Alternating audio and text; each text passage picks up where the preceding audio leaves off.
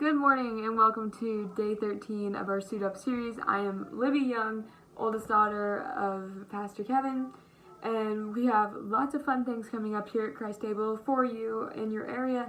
Just go to christtable.today and you can see all of those things. If I'm not mistaken, we have in-person meetings. Jupiter coming up very soon, one that got postponed in Cleveland that's coming back up, and lots of fun things. So today, I'm going to jump into day 13 of the Suit Up book. If you don't have this book, I don't know where you can get it, but I'm going to be answering some of the questions in the devotional book that go along with the verses. So let's jump into this. Today's verses are Hebrews 12:11 through 12. That's the New Testament, and here's what they say. No discipline is enjoyable while it is happening. It's painful. But afterward, there will be a peaceful harvest of right living for those who are trained in this way. So take a new grip with your tired hands and strengthen your weak knees. So I had actually never read this verse or this part of the Bible to my knowledge until I got assigned this passage. So I guess I'll do the questions. What was the happiest time in your life? I think one of the happiest times in my life is definitely when I get to go to camp. I really enjoy that. I also can remember when I found out that I was getting a little sister. I was 2, but I can remember like Christmas morning finding out that I was gonna have a little sister, and like that was one of the most exciting things for me ever, because like it's a little sister.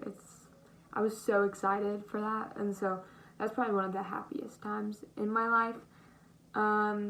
So some of y'all's happiest times, I don't know exactly what they are, but I can imagine things like wedding days and kids, and then like fun little memories like maybe camp or like the way the sun hit your face. Those can be, I love the way the sun is. The next question is, what kind of discipline is mentioned in verse 11? So I think it's like what discipline is in, like no discipline is enjoyable. So like this goes along with at least what I think of like with the season of Lent and like how people give up things, and like that discipline is hard. Things like not having that cookie, or like just turning off the phone and connecting with your family. Like this kind of discipline isn't like, I don't think it means like getting on to someone like, no, don't touch that, like disciplining, but like being the person who's disciplined, being the kid who's having to go, okay, like yeah, we're gonna listen and we're gonna try. Like I think to kind of discipline, I think especially in this sense, it's like spiritual discipline and going, no, I'm not gonna think that thought about that person. No, I'm gonna choose to like not judge that person. I'm gonna choose to live the way Jesus would do and love these people even though it's not cool or fun. I think this is the type of discipline which is one of, if I might say myself, one of the most one of the hardest disciplines there is, because God has some big standards for us, and though we're not always going to meet them, like the discipline it takes to every day just follow these, like it takes work, and eventually like you do get there. And that kind of leads me to my next question, which is name several people in your life who you look at as having lived rightly. One of the main people, like when I read this question, I think of my grandpa. Papa is what we call him, Bill, Dr. Bill. Like, he's done some of these. He is like my spiritual role model. He has made it, but yet he's still so humble, and he's working every single day to get better.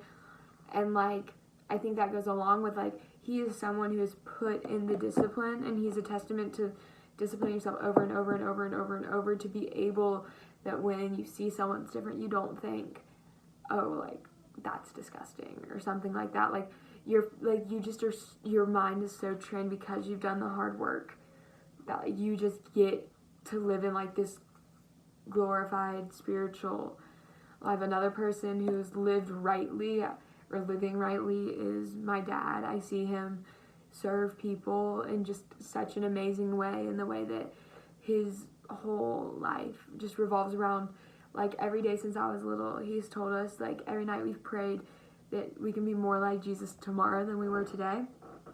And I think that's something that stuck with me, in the sense of like, we don't have to have it all together, but like every day let's try to get closer and closer to Jesus and be more and more like him, because then after, I don't know, 14, 15, 43, 50, 80 years, you're a whole lot closer to Jesus and more like him than you were when you started your journey. Someone else says, I've had really, really amazing camp counselors and mentors who have shown me. Another person is actually, like, I say this a lot, but both of my grandmas, Nana and Grandma Debbie, do a really, really good job of, like, Nana and Grandma Debbie both there. My grandmas are some of the most servant-hearted people I have ever met. Like, my dad and my grandpa are both pastors and are amazing at shepherding and teaching, but my grandmothers and my mom, but mostly my grandmothers, are some of the most servant-hearted, strong-willed women I have ever met, and they have lived rightly in the sense of, like, they are amazing at caring for others and just filling needs and being there and pushing on through hard things. My grandmothers are really, really good at that. What makes me feel stronger personally? This is a bit of a harder question for me, but I think I feel stronger when other people are with me. I think that's kind of the, like, if I'm going to go talk to adult, you guys are coming with me. Like, feeling stronger is a lot easier with a group, which I think is why, like, a community and the church is so important, because being able to have the discipline to, like, be able to change the way your brain even works and become more like Jesus. Like, having the community really, really, really helps, because it's a way of having accountability and just having people to do it with, because it is like when you're like, well, I'm not asking without you. Like, you need someone to do it with you. Another thing that makes me feel stronger is my Bible and knowing things, which, like, I don't know if that's right or not, but, like, being able to say, like, no, this is 100% what God says, because I have a hard time with the sense that, like, well, maybe I read it wrong, or, like, maybe that's not exactly what he meant. Like, knowing the words and knowing the truth and what it says is really hard for me. It makes it harder for the devil to tempt me in things like, well, I mean, like, it's easier for me to go, no, this is what it says, and this is what it says about me, and this is what it says about this. Like, having this is what, like, it brings me more strength than almost anything. So, yeah, those are your questions for today. I really love the last verse 12. That's to take a new grip with your tired hands and strengthen your weak knees. Because it's saying, like, a new grip. Like, you don't need to, like, hold on to that hold so hard. It's like, I'm trying to think of something. Like, when you're holding something heavy and you, like, put it down and move it, and it makes it so much easier to hold. Like, take a new grip. Take a new look. It's okay for it to be the same thing but moved around. And, like, strengthen your weak knees. Like, you can do it. You can walk the extra mile. You can do it. Like, your legs may be weak and your knees may be buckling, but you can keep going. Like, and it's gonna be hard. Like, while it's happening, it's never fun. No, I have hardly met anyone who's run a marathon and been like, yeah, mile 20, 22, that was the best ever. Like, I just enjoyed that. Like, they're all like, it was painful, it hurt, it was the worst thing ever. But once I finished, like, it was amazing.